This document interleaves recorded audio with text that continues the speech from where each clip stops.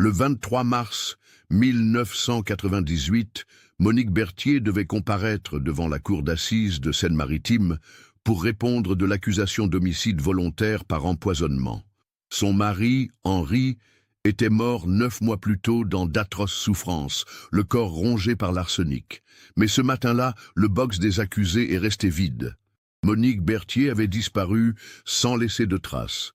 Pendant 20 longues années, les autorités françaises ont cherché cette femme de 45 ans qui semblait s'être volatilisée. Les enquêteurs ont fouillé chaque recoin de l'Hexagone, interrogé des centaines de témoins, suivi des milliers de pistes. Rien, comme si la terre l'avait engloutie.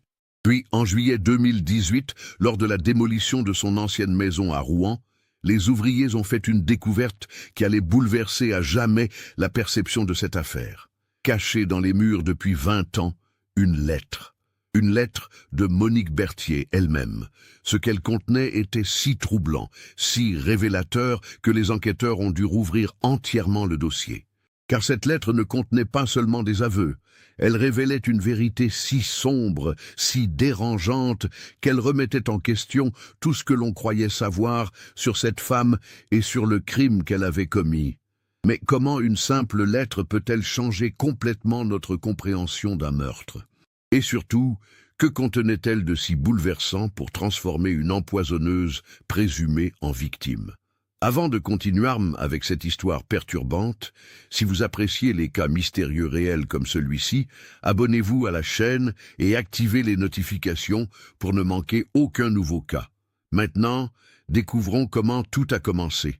L'histoire se déroule à Rouen, capitale de la Seine-Maritime, cette ville normande aux ruelles pavées et aux maisons à colombages qui bordent majestueusement la Seine. En 1997, Rouen comptait environ 106 000 habitants et conservait encore ce charme provincial typiquement français, où tout le monde se connaissait, du moins de vue. Le quartier Saint-Hilaire, où vivaient Henri et Monique Berthier, était un secteur résidentiel tranquille de la rive gauche. Des maisons bourgeoises du début du XXe siècle s'alignaient le long de rues bordées de tilleuls. C'était le genre d'endroit où les femmes se retrouvaient le matin au marché de la place Saint-Hilaire, où les hommes buvaient leur pastis au café du coin en discutant du match de football de la veille, où les enfants jouaient encore dans les rues sans que leurs parents s'inquiètent. Monique Berthier était née Monique Laforge le 15 septembre 1952 à Petit-Quevilly, une commune limitrophe de Rouen. Issue d'une famille ouvrière, son père travaillait au chantier naval de la Seine, sa mère était femme de ménage.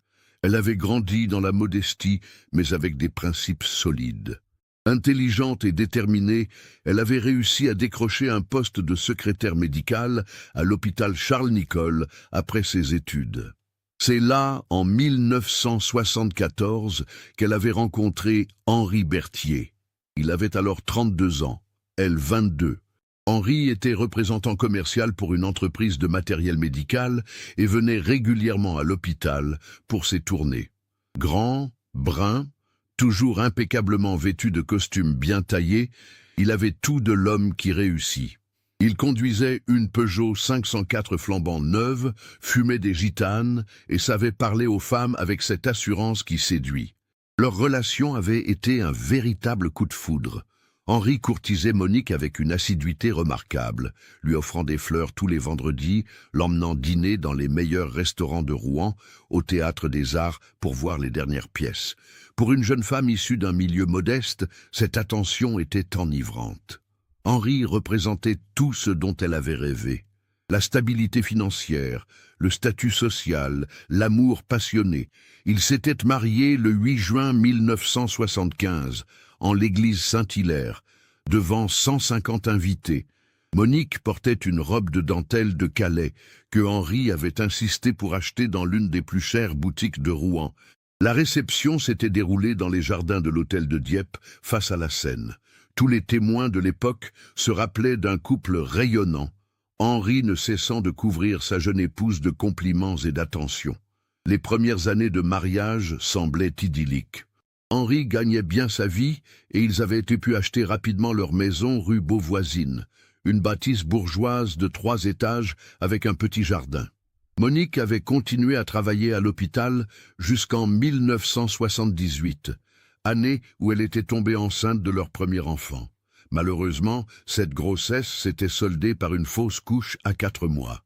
Un drame qui avait profondément affecté le couple. Monique avait tenté de retomber enceinte pendant des années, mais sans succès. Les médecins avaient diagnostiqué des problèmes de fertilité qui rendaient une grossesse très improbable. Cette impossibilité d'avoir des enfants avait marqué un tournant dans leur relation. Henri, qui rêvait d'une nombreuse progéniture, avait commencé à changer. Selon les voisins de l'époque, il était devenu plus distant, plus irritable. Il rentrait de plus en plus tard le soir, prétextant des obligations professionnelles. L'alcool aussi avait fait son apparition dans leur quotidien. Henri, qui ne buvait que socialement auparavant, avait pris l'habitude de descendre plusieurs verres de whisky chaque soir. Monique, de son côté, s'était repliée sur elle-même. Elle avait quitté son poste à l'hôpital et s'occupait désormais uniquement de la maison. Les voisins la décrivaient comme une femme discrète, toujours tirée à 4 épingles, qui saluait poliment mais ne s'attardait jamais pour bavarder. Elle faisait ses courses au petit supermarché de la rue Grand-Pont, fréquentait la bibliothèque municipale et s'occupait de son jardin avec une méticulosité presque obsessionnelle. Sophie Girard, sa plus proche voisine, était probablement la seule personne avec qui Monique entretenait une relation amicale. Sophie habitait juste à côté, au numéro 15 de la rue Beauvoisine, avec son mari et ses 2 enfants. Femme au foyer également, elle avait souvent l'occasion de croiser Monique dans le jardin ou lors des courses. Mais même avec Sophie, Monique restait réservée sur sa vie privée. Elle parlait volontiers de littérature, de jardinage, de cuisine, mais esquivait systématiquement les questions personnelles sur son mariage. Avec le recul, Sophie se souvenait de certains détails troublants. Monique portait souvent des manches longues, même en été. Elle sursautait parfois quand une porte claquait ou qu'on l'appelait par surprise. Il y avait dans son regard quelque chose de triste, de résigné, que Sophie avait mis sur le compte de la déception de ne pas avoir d'enfant. Henri, lui, continuait à jouer le rôle du mari parfait en société. Lors des dîners chez des amis ou des événements du quartier, il se montrait charmant, prévenant envers Monique, la complimentant sur sa robe ou sa coiffure. Mais ceux qui les connaissaient bien avaient commencé à remarquer certains détails, la façon dont Henri coupait parfois la parole à sa femme, dont il la reprenait sur des détails insignifiants, dont il décidait pour elle sans la consulter. En 1990, Henri avait été licencié de son poste de représentant. L'entreprise traversait des difficultés et avait dû réduire ses effectifs. Pour un homme habitué au succès et au statut social, ce fut un coup terrible. Il avait mis plusieurs mois à retrouver du travail, acceptant finalement un poste moins bien rémunéré dans une petite entreprise de fourniture de bureaux. Cette période de chômage avait été particulièrement difficile pour le couple. Henri, rongé par l'humiliation et l'inquiétude financière, était devenu encore plus irritable. Sa consommation d'alcool avait augmenté de façon inquiétante.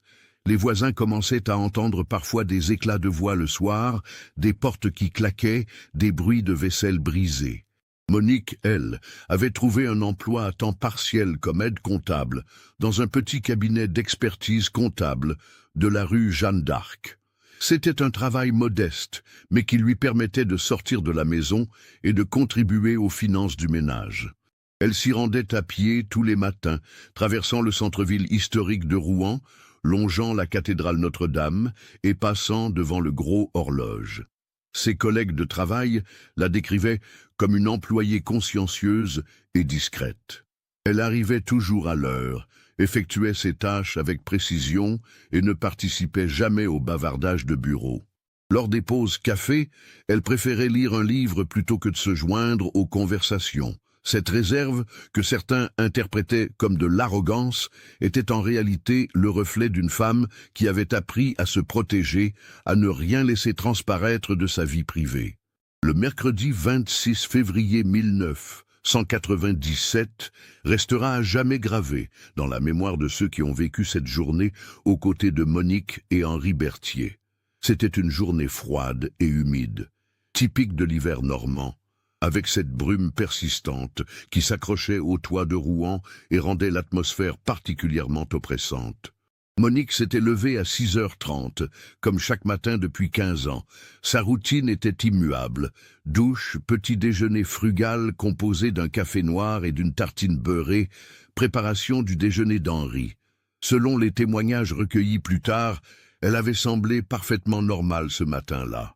Sophie Girard l'avait croisée vers 7h45 dans le jardin, où Monique ramassait quelques brins de persil gelé pour agrémenter la soupe du soir. « Bonjour Sophie », avait-elle dit de sa voix douce habituelle. « Il va encore faire un temps épouvantable aujourd'hui. » Sophie se souvenait parfaitement de cette conversation banale, car ce furent les dernières paroles qu'elle entendit de la bouche de Monique avant le drame.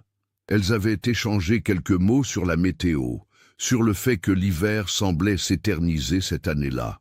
Monique portait son manteau beige habituel, celui qu'Henri lui avait offert 3 Noëls auparavant, et ses cheveux châtains étaient soigneusement coiffés en chignon comme toujours. Henri était parti travailler vers 8h15 au volant de leur Renault Espace bleu. Plusieurs voisins l'avaient vu sortir de l'allée, ce qui était important pour établir la chronologie des événements. Il travaillait alors comme commercial pour les établissements Duclos, une entreprise de fourniture de bureaux située dans la zone industrielle du Madrier, à une vingtaine de minutes de route de leur domicile. Monique, elle, n'avait pas travail ce mercredi-là. Elle ne se rendait au cabinet comptable que les lundis, mardis et jeudis. Elle avait donc passé la matinée à s'occuper de la maison. Vers 10h, elle s'était rendue au petit supermarché de la rue Grand-Pont pour faire quelques courses.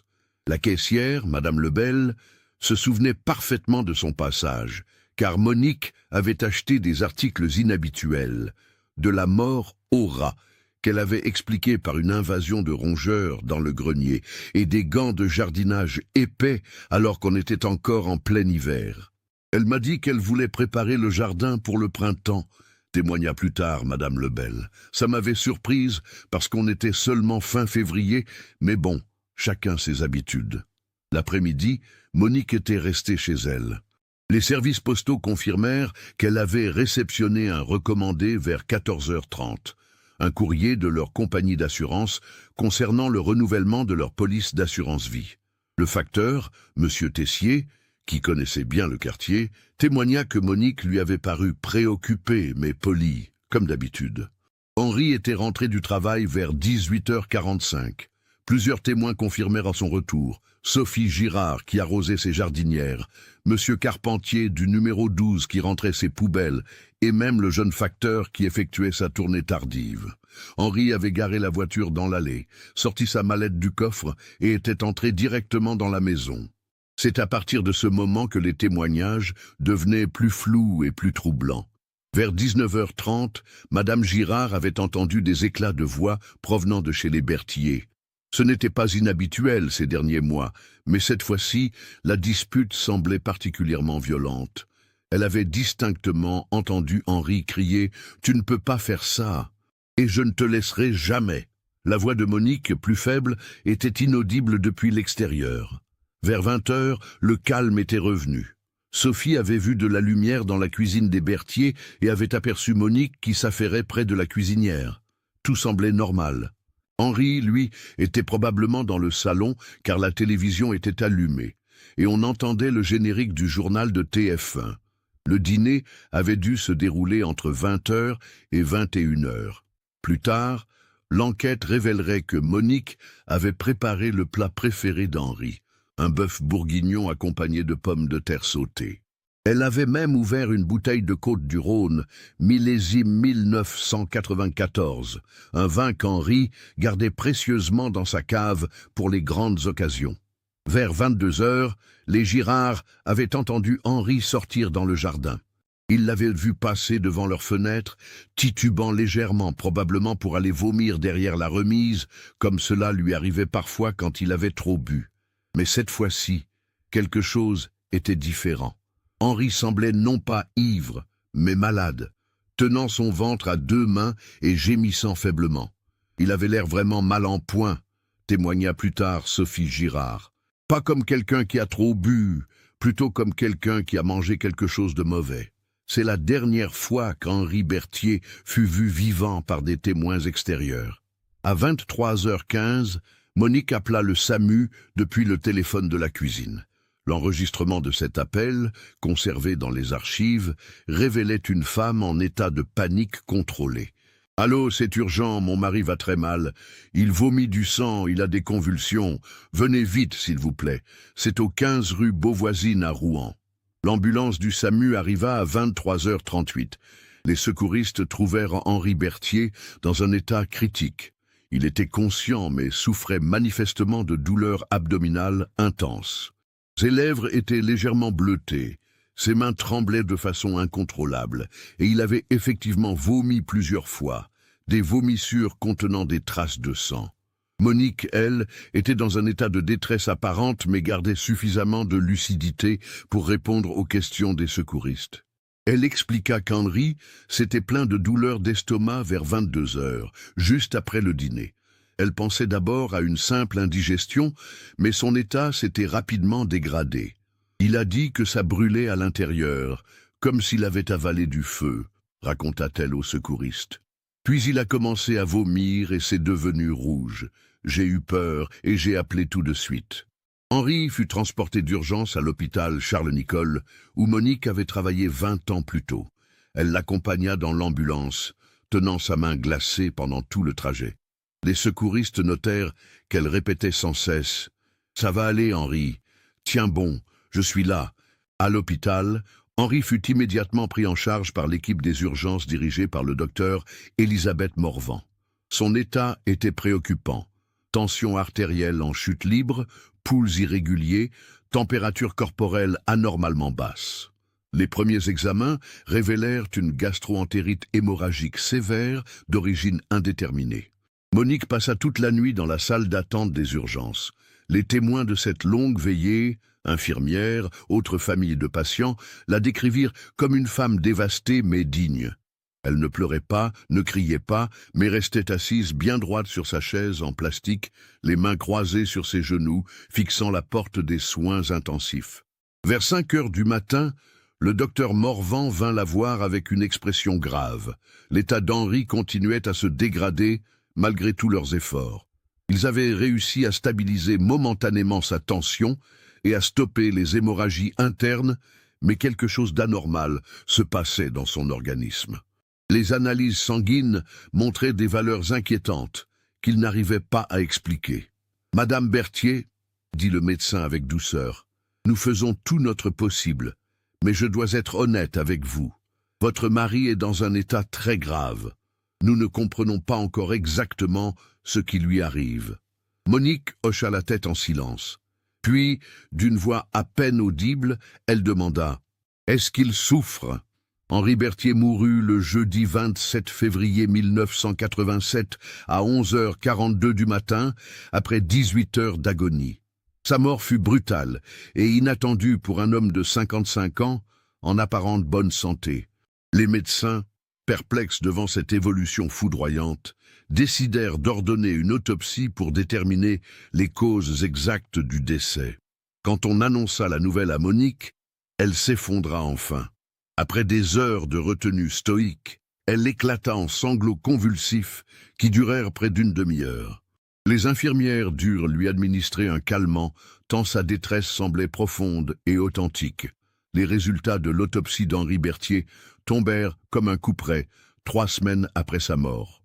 Le rapport du docteur Antoine Leblanc, médecin légiste expérimenté du CHU de Rouen, était sans appel. Henri avait été empoisonné à l'arsenic. La concentration trouvée dans ses organes était massive, bien au-delà de ce qui pouvait résulter d'une exposition accidentelle ou environnementale. L'arsenic avait été administré de façon répétée sur une période d'environ 2 mois, ce qui expliquait la détérioration progressive de la santé d'Henri ces derniers temps. Ses collègues de travail témoignèrent plus tard qu'il s'était effectivement plaint de fatigue persistante, de maux de tête et de troubles digestifs depuis le début de l'année 1997. Ils avaient mis ces symptômes sur le compte du stress professionnel et de sa consommation d'alcool. Le procureur de la République, maître Jean-Claude Vermeil, ordonna immédiatement l'ouverture d'une information judiciaire pour homicide volontaire. L'enquête fut confiée à l'inspecteur Claude Mercier, un policier chevronné de 52 ans qui dirigeait la brigade criminelle de Rouen depuis 15 ans. Mercier était réputé pour sa rigueur et sa perspicacité, ayant élucidé plusieurs affaires criminelles complexes dans la région normande. Dès les premiers jours de l'enquête, tous les regards se tournèrent naturellement vers Monique Berthier. Statistiquement, dans les cas d'empoisonnement conjugal, l'épouse était le suspect privilégié dans 85% des cas.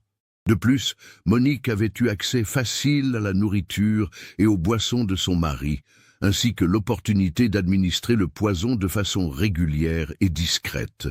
Les perquisitions effectuées au domicile des Berthier révélèrent rapidement des éléments troublants. Dans le garage, les enquêteurs découvrirent un flacon entamé de mort au rat de la marque Raticide Super, contenant de l'arsenic à haute concentration. Ce produit avait été acheté par Monique le jour même de la mort d'Henri, comme l'attestait le ticket de caisse retrouvé dans son sac à main. Plus préoccupant encore, l'analyse du contenu révéla que le flacon avait été largement utilisé, alors qu'aucune trace d'infestation de rongeurs ne fut découverte dans la maison. L'inspecteur Mercier interrogea longuement Monique à plusieurs reprises durant le mois de mars 1997. Ces interrogatoires, qui se déroulaient dans les locaux austères du commissariat central de Rouen rue Bourg-l'Abbé, révélaient une femme apparemment sincère, mais dont les déclarations présentaient certaines incohérences. Monique maintint fermement sa version des faits. Elle avait acheté le raticide parce qu'elle avait effectivement entendu des bruits dans le grenier et pensait à une invasion de rats. Elle n'avait jamais utilisé ce produit et ignorait comment l'arsenic avait pu se retrouver dans l'organisme de son mari. Concernant leur relation conjugale, elle la décrivait comme normale avec les hauts et les bas de tous les couples mariés depuis plus de 20 ans. Cependant, les enquêteurs découvrirent progressivement une réalité plus complexe. Les voisins, interrogés un à un, brossèrent le portrait d'un couple en difficulté. Madame Girard révéla qu'elle entendait régulièrement des disputes le soir, parfois très violentes. Monsieur Carpentier témoigna avoir vu Henri, ivre, frapper violemment contre la porte d'entrée une nuit de janvier, réveillant tout le quartier avec ses cris. Plus troublante encore, le docteur Lemoine, médecin traitant de Monique depuis 15 ans, révéla sous le sceau du secret médical levé par la justice qu'il avait soigné Monique pour plusieurs blessures suspectes au cours des années précédentes. Fracture du poignet en 1993 qu'elle attribuait à une chute dans l'escalier, hématomes importants sur les bras en 1995 expliqués par une collision avec une porte, côte fêlée en 1996 suite à une prétendue chute de vélo. J'avais mes soupçons, admit le docteur Lemoine lors de son témoignage. Mais Madame Berthier niait catégoriquement toute violence conjugale. Elle était très convaincante dans ses explications alternatives, et je n'avais aucune preuve formelle. L'enquête révéla également qu'Henri avait souscrit une importante assurance vie de 500 000 francs 6 mois avant sa mort, désignant Monique comme unique bénéficiaire. Cette police d'assurance, contractée auprès des Assurances Générales de France, représentait une somme considérable pour l'époque, soit environ 76 000 € actuels. Maître Elisabeth Fontaine, l'avocate commise d'office pour défendre Monique, était une femme de 43 ans, diplômée de la faculté de droit de Caen et spécialisée en droit pénal depuis 15 ans. Brillante plaideur, elle avait déjà défendu plusieurs affaires criminelles complexes en Normandie. Dès leur première rencontre, elle fut frappée par la personnalité de sa cliente. Monique Berthier était une énigme, se souvenait Maître Fontaine des années plus tard. Elle paraissait sincèrement affligée par la mort de son mari, mais il y avait quelque chose de retenu dans son attitude, comme si elle cachait quelque chose d'important. Pas forcément sa culpabilité, mais un secret profond. Pendant les 8 mois que dura l'instruction, Monique vécut un véritable calvaire. Les médias locaux s'emparèrent de l'affaire, la baptisant « l'empoisonneuse de Rouen ». Paris-Normandie titrait « Une épouse modèle accusée de meurtre ». tandis que Le Havre Libre évoquait le crime parfait qui a mal tourné. La presse nationale aussi s'intéressa au cas, France Soir, publiant un long article intitulé « Dans la tête d'une meurtrière présumée ». Cette médiatisation transforma la vie de Monique en enfer. Dans les rues de Rouen, elle était reconnue et pointée du doigt. Au supermarché, les conversations s'arrêtaient sur son passage. Les regards la suivaient, mélange de curiosité morbide et de réprobation. Certains voisins, qui la saluaient poliment depuis des années, traversaient désormais la rue pour l'éviter. Sophie Girard fut l'une des rares personnes à maintenir des relations avec Monique durant cette période difficile. « Je ne pouvais pas croire que cette femme que je côtoyais depuis 15 ans soit capable d'un tel acte, » témoigna-t-elle. Elle m'avait toujours paru si douce, si résignée, même si son mariage n'était pas parfait, de là à empoisonner son mari. Pourtant, même Sophie commençait à avoir des doutes. Monique était devenue encore plus secrète, encore plus renfermée sur elle-même. Elle sortait uniquement pour les rendez-vous avec son avocate ou les convocations chez le juge d'instruction. Elle avait perdu son emploi au cabinet comptable, son patron n'avait pas supporté la pression médiatique et les ragots des clients. Financièrement aussi, la situation devenait critique. Monique ne pouvait pas toucher l'assurance vie d'Henri tant que l'enquête était en cours. Leurs économies s'amenuisaient rapidement entre les frais d'avocat et les charges courantes. Elle dut hypothéquer la maison familiale pour subvenir à ses besoins. Le juge d'instruction, M. André Belmont, était un magistrat expérimenté de 58 ans, reconnu pour son sens de la justice et sa minutie. Il dirigea l'instruction pendant 8 mois avec un souci constant d'équité, refusant de céder aux pressions médiatiques qui réclamaient une incarcération préventive de Monique. Les preuves étaient troublantes mais pas irréfutables, expliqua-t-il plus tard. Il y avait un faisceau de présomptions graves, mais aucune preuve directe que Madame Berthier avait administré le poison à son mari. J'ai préféré la laisser en liberté sous contrôle judiciaire. Ce contrôle judiciaire interdisait à Monique de quitter le département de Seine-Maritime et l'obligeait à pointer 2 fois par semaine au commissariat. Elle devait également remettre son passeport et justifier de ses ressources financières tous les mois. Au fil des mois, l'instruction révéla d'autres éléments troublants. L'expertise toxicologique approfondie montra que l'empoisonnement avait commencé de façon progressive dès le mois de décembre 1996. Les cheveux d'Henri, analysés section par section, contenaient des traces d'arsenic sur une période de 3 mois, avec une concentration croissante jusqu'à sa mort. Cette administration progressive du poison témoignait d'une préméditation certaine. Il ne s'agissait pas d'un geste impulsif, mais d'un empoisonnement méthodique, calculé, étalé sur plusieurs mois. Cette découverte renforça considérablement les soupçons pesant sur Monique. L'enquête de voisinage révéla également que Monique s'était documentée sur l'arsenic plusieurs mois avant la mort d'Henri. La bibliothécaire de la bibliothèque municipale Jacques Prévert témoigna que Monique avait emprunté en novembre 1996 un ouvrage intitulé « Toxicologie criminelle » ainsi qu'un livre sur les poisons et empoisonnements célèbres de l'histoire. Elle m'avait dit que c'était pour un travail de recherche, se rappela la bibliothécaire. Elle s'intéressait beaucoup aux livres d'histoire et de sciences, alors ça ne m'avait pas paru suspect à l'époque. En octobre 1997, le juge Belmont décida de clore l'instruction et de renvoyer Monique Berthier devant la cour d'assises de Seine-Maritime pour homicide volontaire par empoisonnement.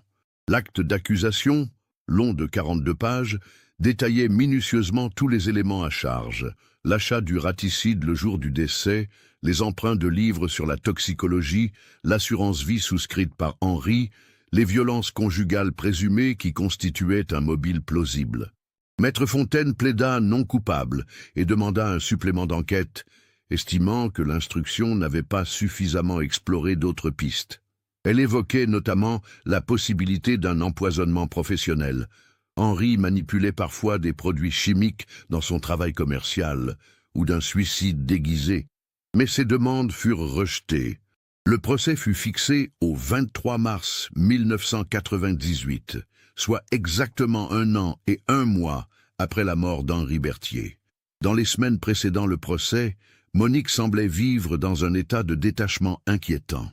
Sophie Girard, qui continuait à lui rendre visite de temps en temps, la trouvait de plus en plus absente, comme si elle avait déjà renoncé à se battre. Elle me disait parfois des choses étranges, se souvenait Sophie. Un jour, elle m'a dit « Tu sais, Sophie, la vérité n'est pas toujours ce qu'on croit comprendre. Une autre fois, il y a des secrets qui meurent avec les gens, et c'est peut-être mieux ainsi. » J'avais l'impression qu'elle voulait me dire quelque chose d'important, mais n'arrivait pas à franchir le pas. La veille du procès, le 22 mars 1998, Monique eut un long entretien téléphonique avec Maître Fontaine. Selon l'avocate, sa cliente paraissait résignée mais étrangement sereine. Elle m'a dit « Maître, vous avez fait tout votre possible. Quoi qu'il arrive demain, je veux que vous sachiez que j'ai une immense reconnaissance pour votre dévouement. » J'ai trouvé ces paroles prémonitoires, comme si elle savait déjà qu'elle ne serait pas présente au procès. Cette nuit-là fut probablement la dernière que Monique Berthier passa rue Beauvoisine. Aux premières heures du matin du 23 mars, quand les gendarmes vinrent la chercher pour la conduire au palais de justice, ils trouvèrent la maison vide. Monique Berthier avait disparu. 20 années s'écoulèrent sans qu'aucune trace de Monique Berthier ne soit découverte. L'enquête pour retrouver la fugitive avait mobilisé des moyens considérables pendant les premiers mois. Son signalement avait été diffusé dans toute l'Europe via le système d'information Schengen. Les gares, les aéroports, les postes frontières étaient surveillés. Des affiches avec sa photo circulaient dans tous les commissariats de France. L'inspecteur Mercier, obsédé par cette fuite qu'il considérait comme un échec personnel, continua ses recherches bien au-delà de sa retraite en 2005. Il était persuadé que Monique n'avait pas pu s'évaporer ainsi sans aide extérieure. Ses investigations le menèrent vers diverses pistes. Filières d'immigration clandestine, fausses identités, réseau d'entraide pour femmes battues. Une femme de 45 ans, sans ressources importantes, sans réseau international, ne disparaît pas ainsi par magie, répétait-il souvent.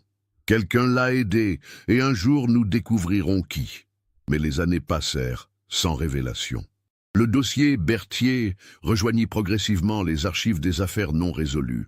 Seuls quelques journalistes continuaient parfois à évoquer cette mystérieuse disparition lors d'anniversaires ou de rétrospectives sur les crimes non élucidés de Normandie. La maison de la rue Beauvoisine était restée inoccupée pendant des années. Hypothéquée par Monique pour payer ses frais de défense, elle avait été saisie par la banque après sa disparition. Plusieurs acquéreurs potentiels s'étaient montrés intéressés, mais l'affaire criminelle avait dissuadé la plupart. La demeure était devenue dans l'imaginaire local la maison de l'empoisonneuse, un lieu chargé d'une aura sinistre que même les plus hardis évitaient. Sophie Girard était restée dans le quartier et continuait à vivre aux 15 rue Beauvoisine. Désormais âgée de 72 ans, elle était devenue la mémoire vivante de cette affaire qui avait marqué sa jeunesse. Régulièrement, des journalistes ou des curieux venaient la questionner sur ses souvenirs de Monique Berthier. Les gens voulaient toujours savoir si j'avais soupçonné quelque chose, racontait-elle. Mais la vérité, c'est que Monique était une énigme. Même après toutes ces années, je n'arrive pas à croire qu'elle s'ait pu faire ce dont on l'accusait. Il y avait trop de douceur en elle, trop de résignation. En 2017, la municipalité de Rouen décida de racheter la propriété Berthier dans le cadre d'un projet de rénovation urbaine du quartier Saint-Hilaire. Le plan prévoyait la démolition de plusieurs vieilles bâtisses pour construire un ensemble de logements sociaux modernes. La maison Berthier, malgré son histoire tragique, était incluse dans ce programme de réaménagement. Les travaux de démolition furent confiés à l'entreprise Vasseur Démolition, une société familiale implantée à Rouen depuis 3 générations. Jean-Luc Vasseur, 54 ans, dirigeait cette entreprise avec son fils Julien. Ils avaient déjà participé à de nombreux chantiers de rénovation urbaine dans l'agglomération rouennaise.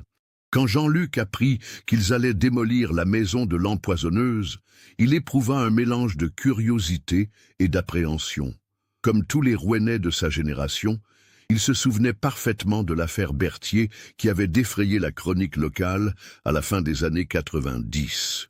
C'était un peu étrange de se dire qu'on allait détruire cette maison chargée d'histoire, confiera-t-il plus tard. Mes ouvriers plaisantaient en disant qu'on allait peut-être trouver le squelette de Monique Berthier dans les murs. Cette plaisanterie morbide allait se révéler prémonitoire d'une façon que personne n'aurait pu imaginer. Les travaux de démolition commencèrent le lundi 9 juillet 2018. La première phase consistait à vider entièrement la maison de tous ses équipements, plomberie, électricité, cloisons intérieures. L'équipe de Jean-Luc découvrit une demeure restée figée dans le temps depuis mars 1998. Les meubles étaient encore en place, recouverts d'une épaisse couche de poussière. Dans la cuisine, la vaisselle du dernier repas de Monique traînait encore dans l'évier. Une étrange mélancolie se dégageait de ces lieux abandonnés, comme si le temps s'était arrêté le matin de la disparition. Le mercredi 11 juillet, l'équipe s'attaqua aux cloisons du premier étage. C'est Julien Vasseur, le fils de Jean-Luc, qui travaillait ce jour-là sur la chambre principale, celle qu'occupaient autrefois Henri et Monique Berthier. Armé d'un marteau-piqueur, il démolissait méthodiquement la cloison qui séparait la chambre du petit bureau attenant. Vers 14h30, alors qu'il s'attaquait à la partie basse du mur près de la plinthe, Julien remarqua quelque chose d'anormal. Le plâtre semblait moins résistant à cet endroit, comme s'il avait été refait plus récemment que le reste. Intrigué, il arrêta son marteau-piqueur et examina attentivement cette section du mur. « Papa, viens voir ça !» cria-t-il à son père qui travaillait dans la pièce voisine. Jean-Luc accourut et constata lui aussi l'anomalie. Cette partie du mur d'environ 50 cm sur 30 présentait effectivement une couleur légèrement différente et une texture qui trahissait une réparation postérieure à la construction originale. Avec précaution, ils dégagèrent le plâtre de cette section. Derrière, au lieu de trouver le mur porteur habituel, ils découvrirent une cavité artificielle creusée dans l'épaisseur de la cloison. Et dans cette cache, soigneusement protégée par un plastique transparent, se trouvait un objet qui allait bouleverser à jamais l'histoire de l'affaire Berthier. Une enveloppe blanche sur laquelle était écrit d'une écriture féminine soignée « À celui qui trouvera cette lettre ». Jean-Luc et Julien se regardèrent, saisis par l'importance de leur découverte. Ils comprirent immédiatement qu'ils tenaient entre leurs mains un élément qui pourrait éclairer d'un jour nouveau cette affaire vieille de 20 ans. Sans toucher davantage à l'enveloppe, Jean-Luc appela immédiatement le commissariat de Rouen. À 15h45, une équipe de police technique et scientifique dirigée par le commissaire Patrick Durand se rendit sur les lieux pour procéder aux constatations d'usage. L'enveloppe fut extraite de sa cache avec toutes les précautions nécessaires pour préserver d'éventuelles traces ADN ou empreintes digitales. Elle était remarquablement bien conservée, le plastique ayant protégé le papier de l'humidité et des insectes pendant 20 années. Le commissaire Durand fit transférer l'enveloppe au laboratoire de police scientifique de Rouen pour analyse avant ouverture. Les premiers examens révélèrent qu'elle contenait plusieurs feuillets de papier, probablement une lettre manuscrite d'une dizaine de pages. L'écriture de l'adresse correspondait aux échantillons graphologiques de Monique Berthier conservés dans le dossier d'instruction. Il ne faisait aucun doute que cette enveloppe avait été cachée par la fugitive elle-même, probablement dans les jours précédant sa disparition. La nouvelle de cette découverte extraordinaire se répandit rapidement dans Rouen, puis dans toute la France. Les médias nationaux dépêchèrent immédiatement des équipes sur place. 20 ans après, une lettre de l'empoisonneuse présumée, titrait Le Figaro. Le mystère Berthier rebondit, annonçait France 2 dans son journal télévisé. Sophie Girard, maintenant âgée de 72 ans, fut assaillie de demandes d'interview. « Je savais qu'elle avait quelque chose d'important à dire », déclarait-elle aux journalistes. Monique n'était pas partie comme ça, sans rien laisser. Elle était trop réfléchie, trop méticuleuse pour disparaître sans explication. Le procureur de la République de Rouen, maître Caroline Petit, ordonna la réouverture du dossier et la constitution d'une commission rogatoire spéciale pour examiner le contenu de la lettre. L'ancienne avocate de Monique, Maître Élisabeth Fontaine, désormais âgée de 63 ans et proche de la retraite, fut contactée pour assister à l'ouverture du pli en qualité d'ancien conseil de la disparue. L'ouverture officielle de la lettre de Monique Berthier eut lieu le vendredi 13 juillet 2018 dans les locaux du tribunal de grande instance de Rouen. Une date symbolique qui n'échappa à personne, tant l'événement revêtait une dimension quasi historique pour la justice normande. Étaient présents le procureur Petit, le commissaire Durand, maître Fontaine, un expert graphologue, un photographe judiciaire et 2 greffiers chargés de consigner chaque détail de cette procédure exceptionnelle. L'atmosphère était solennelle, chacun ayant conscience d'assister peut-être à la résolution d'une énigme vieille de 20 ans. L'enveloppe fut ouverte avec des pinces stérilisées sous l'œil des caméras de surveillance du tribunal. Elle contenait effectivement 10 pages manuscrites, rédigées d'une écriture ferme et régulière à l'encre bleue sur du papier à lettres de qualité. La première page portait la date du 22 mars 1998, soit la veille de la disparition de Monique. Le procureur Petit commença la lecture à voix haute, sa voix tremblant légèrement d'émotion. Les premières lignes donnèrent immédiatement le ton de ce document bouleversant. À celui qui trouvera cette lettre, probablement des années après l'avoir écrite, je dois dire la vérité. Toute la vérité que je n'ai jamais pu avouer de mon vivant. Oui, j'ai tué Henri. Mais les raisons qui m'ont poussé à cet acte désespéré sont si différentes de ce que la justice imagine. Un silence de plomb tomba dans la salle. Après 20 ans de mystère, Monique Berthier avouait enfin son crime. Mais ses premières lignes laissaient présager que cette confession allait bien au-delà d'un simple aveu de culpabilité. La suite de la lettre révélait une vérité d'une violence inouïe. Monique décrivait avec une précision clinique 23 années de calvaire conjugal. Henri Berthier, l'homme charmant et respecté que connaissaient les voisins, se transformait en tyran domestique dès que la porte de leur domicile se refermait. Les violences avaient commencé dès les premiers mois de mariage, en 1975. D'abord, psychologique. Henri critiquait tout, humiliait Monique devant des tiers, contrôlait ses sorties, ses lectures, ses relations. Il avait progressivement isolé sa femme de sa famille et de ses amis, la convainquant qu'elle était trop bête, trop insignifiante pour mériter leur attention. Puis étaient venues les violences physiques. Henri frappait avec méthode, toujours sur des parties du corps dissimulées par les vêtements. Il connaissait parfaitement l'anatomie humaine et savait infliger un maximum de douleur sans laisser de traces visibles. Les fractures et hématomes que le docteur Lemoine avait soignés n'étaient pas accidentels, comme Monique l'avait toujours prétendu. Mais le plus terrible restait à venir. La lettre révélait que Henri violait régulièrement sa femme, la considérant comme sa propriété exclusive. Ces agressions sexuelles, décrites dans la lettre avec une pudeur poignante, avaient commencé après la fausse couche de 1978 et s'étaient intensifiées au fil des années. Henri me disait que puisque je ne pouvais pas lui donner d'enfant, je devais au moins servir à assouvir ses besoins, écrivait Monique. Il me forçait plusieurs fois par semaine, souvent avec une violence qui me laissait meurtri pendant des jours. Quand je pleurais ou protestais, il me frappait en disant que j'étais une épouse indigne. La lettre détaillait également l'escalade de ces violences dans les derniers mois de la vie d'Henri. Sa perte d'emploi et ses difficultés financières avaient exacerbé sa brutalité. Il buvait davantage, et ses colères devenaient de plus en plus imprévisibles et destructrices. Le point de rupture était survenu en décembre 1996. Henri, ivre, avait violé Monique avec une sauvagerie inédite, lui fracturant 2 côtes et lui causant des blessures internes qu'il avait contrainte à consulter aux urgences. C'est là qu'elle avait menti au docteur Lemoine sur l'origine de ses blessures, invoquant une chute de vélo. Cette nuit-là, j'ai compris qu'Henri finirait par me tuer, poursuivait la lettre. Pas intentionnellement peut-être, mais ces violences s'aggravaient sans cesse.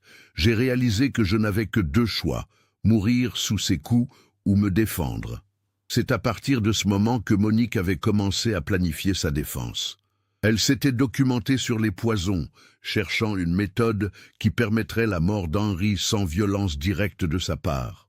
L'arsenic lui était apparu comme la solution, incolore, inodore, difficile à détecter et surtout administrable de façon progressive pour éviter les soupçons. « Je ne voulais pas qu'il souffre inutilement », écrivait-elle. « Malgré tout ce qu'il m'avait fait endurer, je n'éprouvais aucune haine envers lui, seulement une immense lassitude et le besoin vital de faire cesser cette torture quotidienne. » La lettre expliquait minutieusement comment Monique avait procédé à l'empoisonnement. Elle avait commencé par de très petites doses mélangées dans le café du matin ou le vin du soir, augmentant progressivement les quantités. Henri attribuait sa fatigue grandissante au stress professionnel et à l'alcool, ne soupçonnant jamais sa femme. Le soir du 26 février 1997, Monique avait administré la dose finale. Henri venait de la violer une fois de plus, avec une brutalité particulière qui l'avait laissé ensanglanté et humilié sur le carrelage de la cuisine. Pendant qu'il regardait la télévision, satisfait de son forfait, elle avait versé une dose massive d'arsenic dans son bœuf bourguignon. « Je savais que c'était la fin », écrivait-elle. « Pour lui et probablement pour moi aussi, mais j'avais atteint mes limites. Je ne pouvais plus supporter une seule nuit de plus de cette torture. » La lettre décrivait également les heures qui avaient suivi la mort d'Henri. Contrairement à ce que pensaient les enquêteurs, Monique n'avait éprouvé aucun soulagement, seulement une immense tristesse. Elle pleurait autant sur l'homme qu'Henri avait été au début de leur relation, que sur la femme brisée qu'elle était devenue. Les larmes que les infirmières ont vues à l'hôpital étaient sincères, précisait-elle. Je pleurais la mort de notre amour, la mort de mes illusions, la mort de la femme que j'avais été avant de devenir sa victime. Plus troublante encore, la lettre révélait que Monique avait plusieurs fois tenté de quitter Henri au cours des années précédentes. Mais chaque tentative s'était soldée par un échec. Henri la retrouvait toujours, usant de son charme pour la convaincre de revenir, puis la punissait sauvagement pour sa trahison. En 1993, elle s'était réfugiée chez sa sœur à Dieppe. Henri avait débarqué 3 jours plus tard avec des fleurs et des excuses, promettant de changer. Devant la famille de Monique, il jouait le mari repentant et désemparé. Monique était revenue, et les violences avaient repris de plus belle dès le lendemain. Il me disait que si je le quittais définitivement, il me retrouverait et me tuerait, écrivait-elle. Je le croyais, car j'avais vu de quoi il était capable. Henri connaissait des gens peu recommandables dans son travail commercial. Il avait des contacts qui auraient pu m'aider à disparaître définitivement. La lettre expliquait aussi pourquoi Monique n'avait jamais porté plainte pour violence conjugale. En 1997, les mentalités n'étaient pas les mêmes qu'aujourd'hui. Les femmes battues étaient souvent mal comprises, parfois même blâmées. Henri jouissait d'une excellente réputation dans le quartier, et Monique craignait de ne pas être crue. Qui aurait cru qu'Henri Berthier, si charmant, si respecté, était un monstre domestique, questionnait-elle dans sa lettre. J'aurais eu l'air d'une femme hystérique cherchant à détruire la réputation d'un homme honorable. Mais la révélation la plus stupéfiante de la lettre concernait la disparition de Monique elle-même. Contrairement aux théories des enquêteurs, elle n'avait bénéficié d'aucune aide extérieure pour fuir. Elle avait tout organisé seule, avec une minutie remarquable pendant les mois d'instruction. Monique avait économisé en secret chaque centime possible, vendant discrètement des bijoux et des objets de valeur. Elle s'était procuré de faux papiers par l'intermédiaire d'un réseau de femmes battues dont elle avait entendu parler lors de ses recherches désespérées d'aide. La veille de sa disparition, elle avait caché cette lettre dans le mur de sa chambre, creusant la cavité avec des outils de jardinage pendant qu'Henri dormait. Elle savait qu'un jour, la maison serait démolie ou rénovée et que sa vérité serait découverte. « Je pars sans savoir si je survivrai à cette fuite », écrivait-elle. Mais même si Henri est mort, j'ai peur qu'il continue à me poursuivre d'outre-tombe. Sa famille, ses amis, tous ceux qui l'aimaient, me haïssent et me chercheront. Je préfère vivre caché que de passer ma vie en prison pour un crime qui était en réalité de la légitime défense. La lettre se terminait par des mots d'une poignante humanité. Je ne demande pas le pardon, car j'ai pris une vie humaine, et rien ne peut justifier complètement cela. Mais j'espère qu'un jour, on comprendra qu'une femme poussée à bout peut commettre l'irréparable pour sauver sa propre vie. Si cette lettre est trouvée après ma mort, qu'elle serve au moins à aider d'autres femmes dans ma situation à chercher de l'aide avant qu'il ne soit trop tard. Quand le procureur Petit acheva sa lecture, un silence pesant s'installa dans la salle. Cette confession bouleversait complètement la compréhension de l'affaire Berthier. Monique n'était plus l'empoisonneuse calculatrice que décrivait l'acte d'accusation, mais une femme brisée qui avait tué son bourreau en dernier recours. Maître Fontaine, l'ancienne avocate de Monique, pleurait sans retenue. « J'ai toujours senti qu'elle me cachait quelque chose d'essentiel, » murmura-t-elle. « Si seulement elle avait eu le courage de me dire la vérité à l'époque, j'aurais pu la défendre sur la légitime défense. » Immédiatement après la lecture de la lettre, le procureur ordonna une nouvelle enquête pour vérifier les affirmations de Monique. Des investigations complémentaires furent diligentées pour retrouver d'éventuels témoins des violences conjugales qui n'auraient pas osé parler 20 ans plus tôt. Cette démarche porta rapidement ses fruits. Libérée par la révélation de la lettre, Sophie Girard avoua enfin ce qu'elle avait eu pendant des décennies. Elle avait effectivement été témoin de plusieurs scènes de violence. Un soir de janvier 1997, elle avait vu Henri traîner Monique par les cheveux dans leur jardin. Une autre fois, elle avait entendu Monique supplier son mari d'arrêter de la frapper. « J'avais trop peur de me mêler de leurs affaires », avoua Sophie, rongée par la culpabilité. À l'époque, on ne s'immisçait pas dans les problèmes des couples. Je regrette amèrement de ne pas avoir agi. Peut-être que si j'avais témoigné, d'autres témoignages émergèrent. Le docteur Lemoine reconnut qu'il avait toujours eu des soupçons sur l'origine des blessures de Monique, mais qu'il n'avait jamais insisté, respectant le secret médical et les dénégations de sa patiente. Un ancien collègue d'Henri révéla également des détails troublants. Henri se vantait parfois de tenir sa femme d'une main de fer et racontait des blagues déplacées sur la correction qu'il administrait à son épouse quand elle dépassait les bornes. Ces témoignages tardifs validaient point par point les affirmations contenues dans la lettre de Monique. L'enquête révéla également que Henri avait consulté un avocat spécialisé en droit matrimonial quelques semaines avant sa mort, se renseignant sur les procédures de divorce et la répartition des biens en cas de séparation. Cette découverte suggérait qu'Henri envisageait peut-être de quitter Monique, ce qui aurait pu expliquer l'intensification des violences dans les derniers mois. Un homme violent qui sent sa victime lui échapper devient souvent encore plus dangereux. Le 23 juillet 2018, soit exactement 10 jours après la découverte de la lettre, une nouvelle révélation allait définitivement changer la perception de l'affaire Berthier.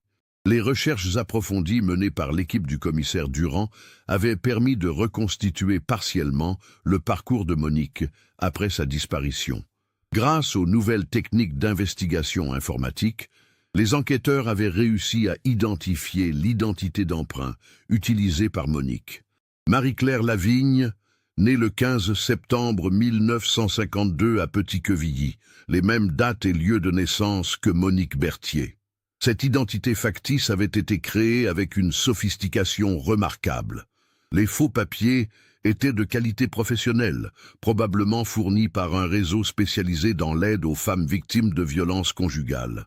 Cette filière, découverte fortuitement lors de l'enquête, opérait depuis les années 90 et avait aidé des centaines de femmes à échapper à leurs bourreaux.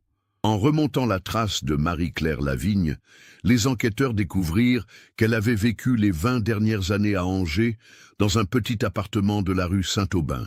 Elle travaillait comme aide ménagère dans plusieurs maisons bourgeoises de la ville, gagnant modestement sa vie sous cette identité d'emprunt. Les témoignages de ses employeurs dressaient le portrait d'une femme discrète, ponctuelle et consciencieuse. Marie-Claire était d'une discrétion remarquable, témoigna Madame Duchemin, chez qui elle travaillait depuis 15 ans. Elle ne parlait jamais de son passé et de sa famille. Je savais qu'elle était veuve, mais elle évitait toujours les questions personnelles. Cette réserve extrême cachait en réalité la peur constante d'être découverte. Monique avait vécu pendant 20 ans dans l'angoisse permanente d'être reconnue et arrêtée. Elle ne sortait que pour travailler et faire ses courses essentielles, évitant soigneusement tout ce qui aurait pu attirer l'attention sur elle. Mais la révélation la plus bouleversante était encore à venir. Les registres de l'état civil d'Angers révélèrent que Marie-Claire Lavigne était décédée le 12 octobre 2010 à l'hôpital d'Angers, des suites d'un cancer du pancréas diagnostiqué 3 mois plus tôt. Monique Berthier était morte depuis 8 ans déjà, quand sa lettre fut découverte. Cette information, rendue publique le 24 juillet 2018, provoqua une onde de choc considérable. La femme que la justice française recherchait depuis 20 ans était décédée dans l'anonymat le plus complet, emportant ses secrets dans la tombe. Les dossiers médicaux de l'hôpital d'Angers, consultés avec l'autorisation des autorités judiciaires, révélèrent les derniers mois tragiques de Monique. Le cancer l'avait emportée rapidement, mais elle avait refusé jusqu'au bout de révéler sa véritable identité au personnel soignant. L'infirmière qui s'était occupée d'elle en phase terminale, mademoiselle Claudine Morel, se souvenait parfaitement de cette patiente troublante. Marie-Claire était d'une dignité remarquable face à la maladie, mais elle portait en elle une tristesse si profonde. Parfois, dans son délire, elle prononçait des noms, Henri, Sophie, Rouen. Nous pensions que c'étaient des souvenirs confus. Ces souvenirs confus étaient en réalité les derniers liens de Monique avec sa vraie vie, celle qu'elle avait fuie 20 ans plus tôt. Même dans ces derniers instants, elle n'avait pas trouvé la paix, hantée par le poids de son secret et l'impossibilité de révéler sa véritable identité. Plus poignante encore, les enquêteurs découvrirent que Monique avait tenté à plusieurs reprises de prendre contact avec Sophie Girard dans les dernières années de sa vie. Des lettres anonymes, restées sans réponse, avaient été envoyées à l'ancienne adresse de Sophie, rue Beauvoisine. Ces courriers, retrouvés dans les affaires de Monique, étaient des tentatives désespérées de renouer le lien avec son ancienne vie. « Je pense souvent à toi, Sophie », écrivait-elle dans l'une de ses lettres jamais expédiées. « Tu étais ma seule amie véritable, la seule qui me voyait comme autre chose qu'une épouse soumise. J'espère que tu es heureuse et que tu ne me juges pas trop sévèrement pour ce que j'ai fait. » L'appartement de Monique à Angers fut également perquisitionné. Les enquêteurs y trouvèrent une vie austère mais organisée. Quelques meubles de récupération, des livres, toujours cette passion pour la lecture qui ne l'avait jamais quittée, et surtout un journal intime tenu pendant 20 ans. Ce journal, rédigé presque quotidiennement depuis sa fuite, était un témoignage bouleversant sur la vie d'une femme en cavale permanente. Monique y décrivait ses peurs, ses regrets, sa solitude immense, mais aussi sa détermination à survivre. « Aujourd'hui, cela fait 5 ans que Henri est mort », écrivait-elle en février 2002. « Je pensais qu'avec le temps, la culpabilité s'estomperait. Mais c'est le contraire. Chaque jour qui passe me rappelle que j'ai pris une vie, même si c'était pour sauver la mienne. » Plus loin, en juillet 2005, j'ai vu aux informations que l'inspecteur Mercier a pris sa retraite. Il a passé 7 ans à me chercher. Je me demande s'il pense encore à moi, s'il se doute que je suis encore vivante. Parfois j'aimerais lui envoyer une lettre pour lui dire que je ne suis pas un monstre, juste une femme qui n'avait plus le choix. Le journal révélait aussi que Monique avait suivi de loin l'évolution de la société française concernant les violences conjugales. Elle notait avec amertume que les mentalités changeaient, que les femmes battues étaient mieux comprises et aidées, mais que pour elle, il était trop tard. « Si j'avais eu aujourd'hui les structures d'aide qui existent maintenant, peut-être que tout se serait passé différemment », écrivait-elle en 2008. « Peut-être qu'Henri aurait pu être soigné, aidé à changer. Peut-être que nous aurions pu nous séparer civilement. Tant de peut-être qui ne changent rien au fait que je suis une meurtrière. » Les dernières pages du journal, datées de septembre 2010, soit 1 mois avant sa mort, étaient particulièrement poignantes. Monique savait qu'elle allait mourir et s'interrogeait sur le sens de sa vie clandestine. « Le cancer va m'emporter bientôt. 20 ans de fuite pour finir seul dans un lit d'hôpital, sans personne pour me tenir la main, mais je ne regrette rien. Ces 20 années de liberté, même imparfaites, valaient mieux qu'une seule nuit de plus avec Henri. J'ai vécu selon mes propres termes, et c'est déjà beaucoup.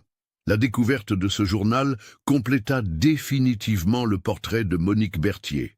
Loin de l'empoisonneuse calculatrice décrite par les médias en 1998, elle apparaissait désormais comme une femme brisée qui avait payé très cher sa liberté retrouvée. La révélation du décès de Monique Berthier marqua un tournant décisif dans la perception de cette affaire qui avait marqué la justice française. Le procureur Caroline Petit ordonna la clôture définitive du dossier le 30 juillet 2018, non-lieu pour cause de décès de la prévenue.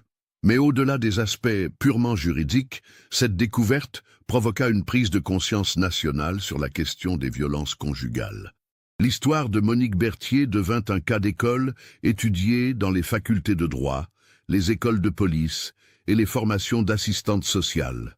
Maître Elisabeth Fontaine, profondément marquée par cette révélation tardive, décida de consacrer ses dernières années d'exercice à la défense des femmes victimes de violences conjugales.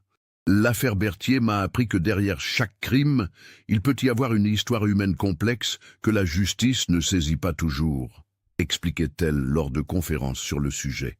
Elle créa en 2019 la Fondation Monique Berthier, une association d'aide aux femmes victimes de violences conjugales.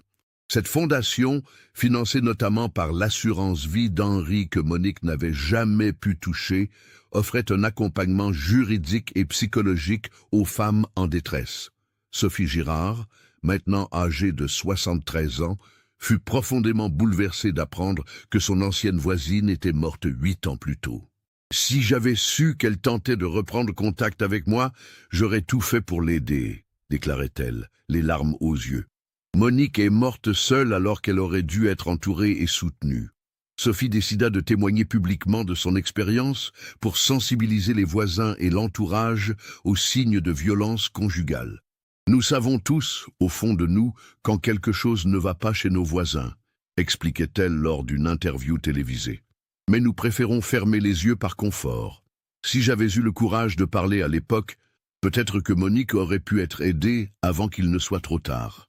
L'inspecteur Mercier, maintenant âgé de 73 ans et retraité depuis 13 ans, accepta exceptionnellement de s'exprimer sur cette affaire qui avait marqué sa carrière. « J'ai passé des années à traquer une femme que je considérais comme une criminelle en fuite », confessa-t-il. « Aujourd'hui, je comprends que j'aurais dû chercher une victime qui tentait de survivre. Cette affaire m'a appris l'humilité. » Il reconnut que les méthodes d'investigation de l'époque ne prenaient pas suffisamment en compte la problématique des violences conjugales. Nous étions formés pour traquer les criminels, pas pour comprendre les victimes qui devenaient criminelles par désespoir, analysait-il rétrospectivement. La maison de la rue Beauvoisine, dont la démolition avait été interrompue après la découverte de la lettre, fut finalement rasée en septembre 2018. À la place, fut érigé un petit jardin public baptisé Jardin Monique Berthier, en mémoire de cette femme qui avait payé si cher sa liberté. Une plaque commémorative y fut installée avec cette inscription: « À la mémoire de toutes les femmes victimes de violences conjugales qui n'ont pas trouvé d'autre issue que l'irréparable. Que leur sacrifice ne soit pas vain. » Ce jardin devint rapidement un lieu de recueillement pour les femmes en difficulté et leurs proches. Chaque année, le 25 novembre, journée internationale pour l'élimination de la violence à l'égard des femmes, une cérémonie y est organisée en mémoire de Monique Berthier et de toutes les victimes de violences conjugales. L'affaire eut également des répercussions importantes sur l'évolution de la jurisprudence française concernant la légitime défense dans les cas de violences conjugales. Plusieurs arrêts de la Cour de cassation citèrent désormais l'affaire Berthier, pour reconnaître que des violences répétées pouvaient justifier un acte de défense, même en l'absence de légitime défense immédiate. Le docteur Antoine Leblanc, le médecin légiste qui avait effectué l'autopsie d'Henri en 1997, reconnut que sa conclusion d'époque était incomplète. Nous nous étions concentrés sur les aspects toxicologique sans nous interroger sur le contexte humain, admettait-il. Aujourd'hui, les médecins légistes sont formés pour détecter les signes de violence conjugale, même post-mortem. Cette affaire contribua également à faire évoluer les formations des professionnels de santé. Le syndrome de Monique Berthier entra dans la littérature médicale pour désigner ces femmes qui, victimes de violences répétées, finissent par commettre l'irréparable par instinct de survie. En 2020, soit 2 ans après la découverte de la lettre, un livre fut publié sur cette affaire par la journaliste d'investigation Marie-Hélène Dupont, intitulé « La vérité de Monique ». 20 ans de silence brisé. Cet ouvrage reconstitua minutieusement le parcours de cette femme ordinaire, devenue malgré elle une figure emblématique de la lutte contre les violences conjugales. Ce livre rencontra un succès considérable et contribua encore davantage à sensibiliser l'opinion publique. Il fut adapté en téléfilm en 2022, avec Isabelle Huppert dans le rôle de Monique Berthier, remportant plusieurs prix lors de festivals internationaux. Aujourd'hui encore, l'affaire Berthier continue d'alimenter les débats sur la justice, la légitime défense et l'accompagnement des femmes victimes de violences. Les étudiants en droit étudient ce cas comme un exemple parfait de la complexité de la justice humaine, où la vérité juridique peut être très différente de la vérité humaine. La lettre de Monique Berthier, conservée aux archives départementales de Seine-Maritime, est devenue un document historique consulté par de nombreux chercheurs en sociologie, en criminologie et en études sur les violences faites aux femmes. Son témoignage posthume continue d'éclairer d'un jour nouveau la compréhension de ces drames intimes qui se jouent derrière les portes closes. 26 ans après la mort d'Henri Berthier et 14 ans après celle de Monique, cette affaire reste dans la mémoire collective française comme le symbole d'une époque où les femmes victimes de violences conjugales n'avaient d'autre recours que le silence ou le désespoir. Elle rappelle également que derrière chaque fait divers peut se cacher une tragédie humaine infiniment plus complexe que ne le laissent supposer les premières apparences. L'histoire de Monique Berthier nous enseigne que la justice ne peut être rendue que si toute la vérité est connue. Sa lettre, découverte 20 ans après sa disparition, a permis de rétablir une vérité qui était restée enfouie dans les murs d'une maison de Rouen. Elle nous rappelle aussi que certains crimes ne sont pas des actes de malveillance, mais des gestes désespérés de personnes poussées dans leur dernier retranchement. Ce cas nous montre comment les secrets les plus enfouis peuvent ressurgir des années plus tard et changer complètement notre compréhension des événements. La vérité de Monique Berthier était restée cachée pendant 20 ans dans les murs de sa maison, attendant patiemment d'être découverte. Qu'est-ce que vous pensez de cette histoire? Avez-vous pu percevoir les signes tout au long du récit qui laissaient de présager cette vérité bouleversante? Partagez vos réflexions dans les commentaires. Si vous avez apprécié cette enquête approfondie, n'oubliez pas de vous abonner à la chaîne et d'activer les notifications. Laissez votre like si cette histoire vous a marqué et partagez-la avec quelqu'un qui s'intéresserait aussi à des cas comme celui-ci.